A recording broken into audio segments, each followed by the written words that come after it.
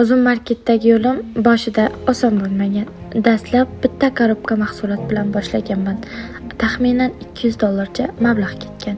O'shaning har bir buyurtma uchun yuragim hapriqar, stressdan uxlay olmagan paytlarim ham bo'lgan. Lekin sabr bilan har kuni biroz yaxshiroq qilishga harakat qildim.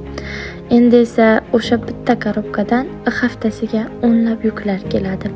Savdo uchun Xitoydan tovarlar zakaz qilib sotishni boshlaganim eng to'g'ri qarorim bo'ldi. Hozirda daromadim $2000 ga chiqdi. Bu natijaga qisqa vaqt ichida faqat mehnat va qat'iyat bilan erishdim. Shu orada uzun marketdagi ishlarimni yo'lga qo'yish uchun Instagram profilimni ham vaqtincha yuritmay qo'ydim. Chunki bu biznes bunga arziydi. Agar sen ham boshlamoqchi bo'lsang yoki qiziqsang, Directga murojaat qilishingiz mumkin. Balki keyingi muvaffaqiyat hikoyasi sizniki bo'lishi mumkin.